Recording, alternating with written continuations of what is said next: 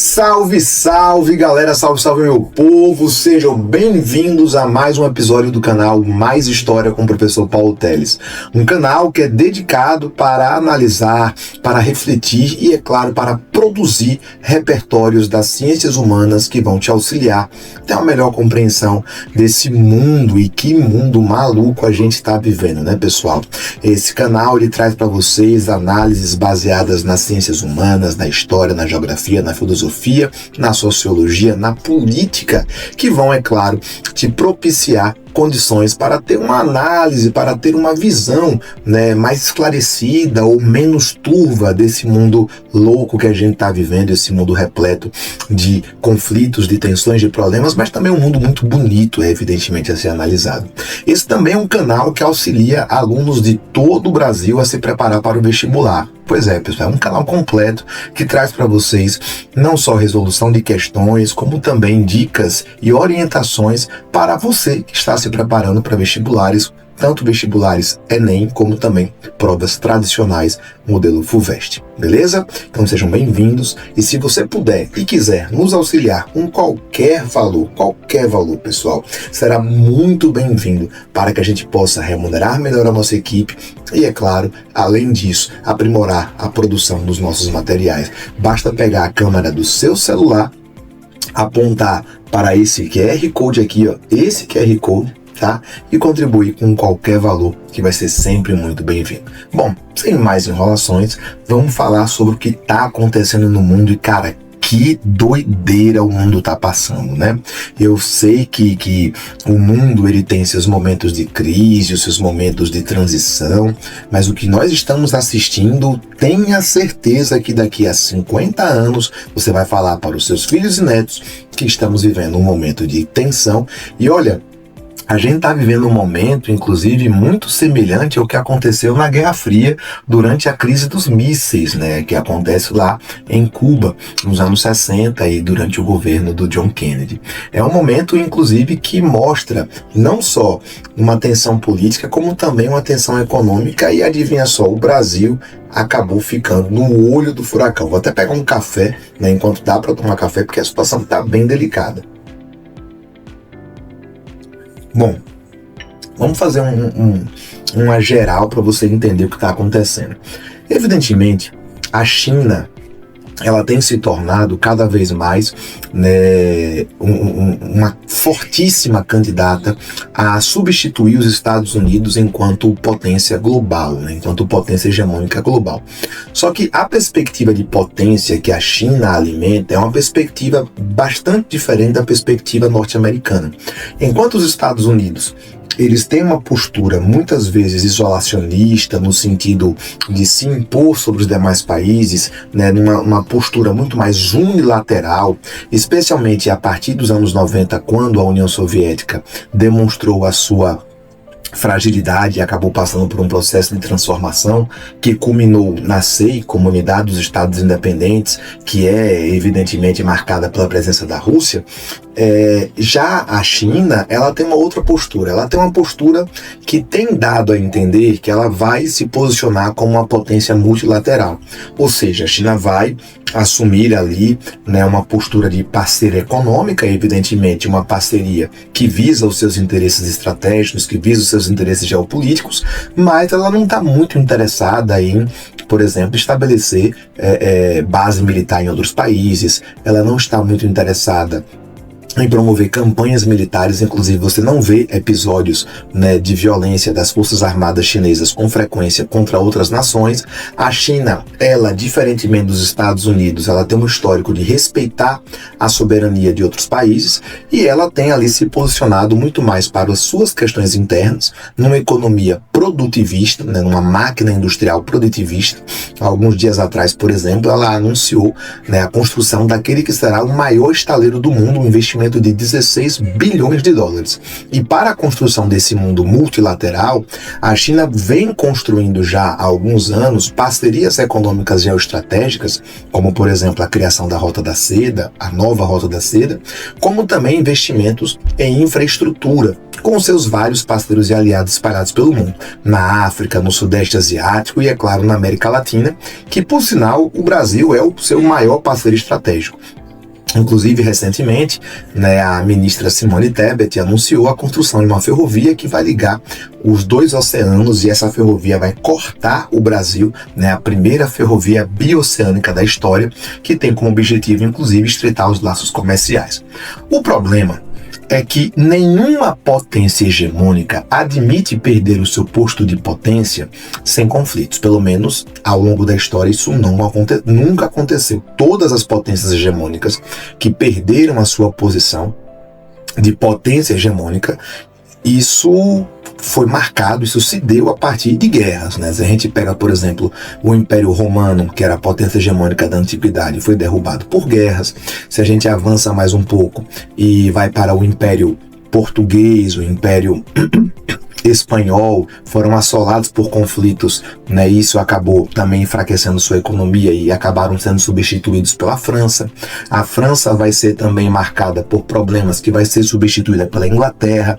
O Império Britânico, o poderoso Império Britânico, ele vai enfrentar 2 guerras mundiais, vai ser desafiado pela Alemanha e também vai acabar, muito embora vencendo a Guerra Mundial, vai acabar perdendo a sua postura de hegemonia, e após a Segunda Guerra Mundial nós temos ali a configuração do mundo que a gente conhece hoje, que é um mundo concentrado nas potências ocidentais, e aí nós temos Estados Unidos, União Europeia, e do outro lado, o mundo oriental, concentrado principalmente na União Soviética, atualmente mais representado pela Rússia. E aí, diante desse painel, o que é que se percebe? Que os Estados Unidos, especialmente sob a administração Trump, ele não quer perder essa posição, e ele tem adotado uma postura muito agressiva na tentativa de firmar territórios. Por exemplo, pressionando seus parceiros comerciais, pressionando seus aliados. A política do tarifaço, ela tem inclusive essa postura, e é claro, ambicionando recursos energéticos, seja no leste europeu, na Ucrânia, com as terras raras, e também no Oriente Médio, com a questão do petróleo. O ataque dos Estados Unidos contra o Irã e a maneira como os Estados Unidos apoia a postura criminosa do Estado de Israel na faixa de Gaza demonstra muito bem isso, que os Estados Unidos estão dispostos a tudo para poder garantir as suas posições estratégicas. E diante desse contexto, a gente percebe essa movimentação em vários frontes, né, em vários cenários. Então vamos lá. No leste europeu, os Estados Unidos / União Europeia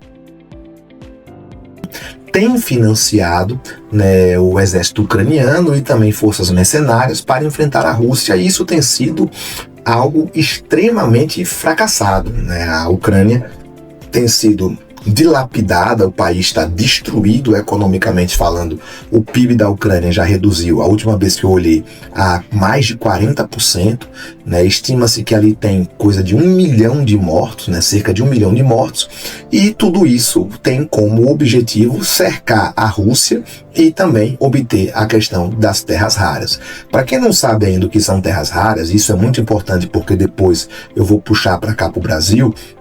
As terras raras correspondem a um conjunto de minérios estratégicos para a indústria de tecnologia.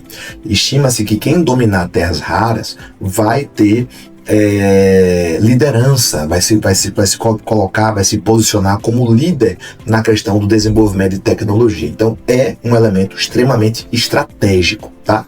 Só que essa estratégia no leste europeu, ela acabou se mostrando um fracasso completo. Primeiro, porque a Rússia não quebrou, né? A Rússia, pelo contrário, a Rússia cresceu economicamente, e muito embora essa guerra tenha sido desgastante para a Rússia, afinal de contas ela teve que concentrar suas forças militares naquela região, e isso não teve os efeitos e os impactos que os Estados Unidos e o Ocidente esperavam.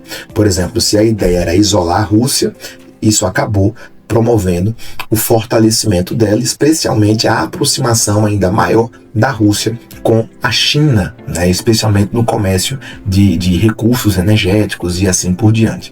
Além disso, isso fez com que a Rússia ampliasse sua área de atuação, especialmente nos países africanos. Rússia e China ampliaram sua atuação, a China fechando acordos comerciais e a Rússia financiando e apoiando golpes militares que aconteceram em Burkina Faso, que aconteceram na África subsaariana e que sangraram na área de influência da União Europeia, especialmente da França. Tá? Já no Oriente Médio, abre-se um novo fronte. Após o terrível ataque cometido pelo Hamas, né, um ataque que matou vários inocentes, e é claro que em nenhuma hipótese nós devemos legitimar esse tipo de prática, nesse ataque que foi um ataque, né, que pode ser inclusive discutido como um ataque terrorista. Alguns vão dizer que foi um ataque de guerra, outros vão dizer que foi um ataque terrorista, mas enfim, não é o objetivo desse vídeo. Após esse ataque, Israel ganhou a carta branca para poder promover aquilo que o Benjamin Netanyahu tinha como projeto de poder, que é a expansão territorial do Estado de Israel, promovendo um massacre, promovendo genocídio. A gente já tem, por exemplo, intelectuais, pesquisadores, inclusive israelenses, condenando a postura do Estado de Israel na faixa de Gaza, e aquilo que aconteceu no outubro, outubro de 2023, do 2023, 2024, perdão, isso acaba legitimando o ataque de Israel, tá? Eu só peço que vocês me perdoem em relação ao ano, eu não sei se foi 2023, foi 2024, eu acredito que foi 2023, tá? Depois confirma aí e vocês vão ficar mais esclarecidos sobre isso. Então o que acontece? O que acontece é que Israel promove esse ataque e, consequentemente, ele vai atacar exatamente não só a faixa de Gaza, mas todos aqueles que de algum modo desafiavam a postura israelense. Então Israel ataca o Hamas na faixa de Gaza, Israel ocupa parte da Cisjordânia, Israel ataca o Hezbollah no Líbano e Israel também ataca o Irã, né? É bom lembrar que nesse cenário nós ainda temos os Houthis no Iêmen, que acabam tornando o Oriente Médio um caldeirão efervescente. E não bastasse isso, Israel também ataca a Síria. Então, diante desse cenário, o ocidente político, Estados Unidos, União Europeia, representado por Israel, avança para posições de parceiros estratégicos do Irã, que por tabela são parceiros estratégicos da Rússia. O problema é que, nesse caso, o tiro meio que saiu pela culatra. Primeiro porque, politicamente falando, o ataque de Israel à faixa de Gaza foi um fracasso. E Israel, inclusive, nesse processo, acabou perdendo aquela que é a sua moeda mais valiosa, que é o soft power. A narrativa de um Estado de Israel produzido a partir das vítimas do Holocausto e, consequentemente, um país que teria uma força que age em nome da democracia e de valores do Ocidente, isso se desmanchou por terra. A comunidade internacional está horrorizada com o Estado de Israel e, certamente, quando Benjamin Netanyahu sair do poder, que será em breve, anota aí, será em breve, ele vai ser preso. Isso você não tem dúvida disso. Tá? Além disso, Israel provocou o Irã, e o ataque que o Irã promoveu contra Israel foi avassalador. Você não vai ver isso na mídia, mas a economia israelense ela retraiu por completo. Você tem fuga de cérebros, você teve destruição de áreas estratégicas, de indústrias estratégicas, de petrolíferas. O aeroporto ele está com dificuldades de operação, até pouco tempo atrás estava paralisado. Então é uma situação catastrófica. Mais uma vez, se a gente colocasse aqui, né, em termos de placar, você teria ali um placar, vamos colocar assim, de 2-1, né? Você tem um ponto de vitória para o bloco China e Rússia no leste europeu. A China e a Rússia pontuam também no Oriente Médio e na África, mas você também pode dizer que o Ocidente teve algumas vitórias. Afinal de contas, o Hezbollah, ele foi praticamente, a sua liderança foi praticamente toda destruída, assim como o Hamas, mas ainda assim nós temos situações muito preocupantes, não só no Estreito de Hormuz, como também ali na região do Golfo Pérsico, onde o Iêmen atua bastante. Tá? Não o Golfo Pérsico e Mar Vermelho, né? Não podemos esquecer do Mar Vermelho. E aí o que acontece? Diante desse cenário, os Estados Unidos então agora voltam seus olhos para a América Latina. Só que qual é o problema da América Latina? Ele precisa de uma narrativa para atuar. E a narrativa que os americanos vão utilizar para envolver, para ampliar sua área de atuação na América Latina é, primeira questão dos imigrantes, da qual isso tem provocado uma série de atos autoritários dentro dos Estados Unidos, mas principalmente o combate ao narcoterrorismo. Gente, vira e mexe, os Estados Unidos produzem narrativas morais para justificar suas ações políticas. Nos anos 80 foi a guerra às drogas, nos anos 2000 a guerra ao terror, e isso voltou no governo Trump com muita força. Então, se no Oriente Médio é a questão da guerra ao terror e levar esses países à democracia, inclusive financiando grupos rebeldes, muitas vezes mais radicais e mais violentos daqueles que eles combatem, na América Latina, é exatamente a questão da guerra às drogas. E ele ter colocado o Nicolás Maduro, presidente da Venezuela, como chefe de cartel, é apenas para justificar uma eventual intervenção militar na Venezuela.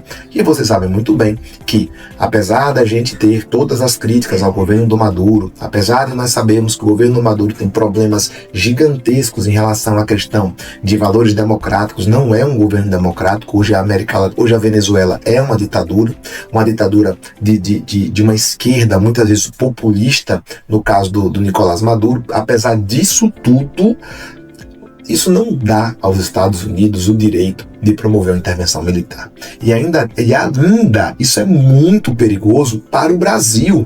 E por que para o Brasil? Porque, como eu havia dito, o Brasil está no olho do furacão.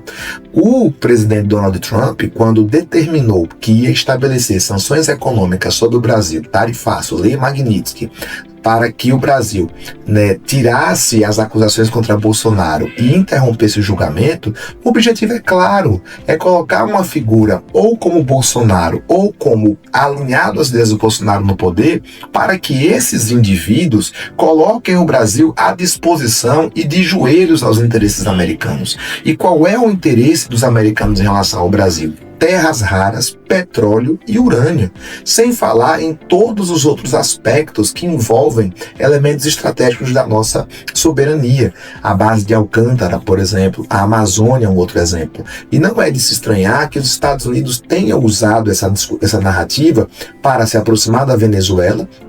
Eu não acho que haverá uma incursão militar, é muito mais uma questão de intimidação, de dizer, olha, eu estou aqui, na hora que eu quiser eu invado, tá?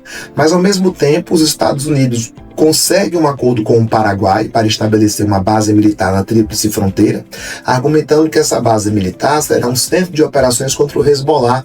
Gente, não tem célula terrorista na Tríplice Fronteira, sabemos pelo menos até agora. Tá? Isso faz parte de uma narrativa que é alimentada desde 2001, quando ocorreu o atentado do 11 de setembro.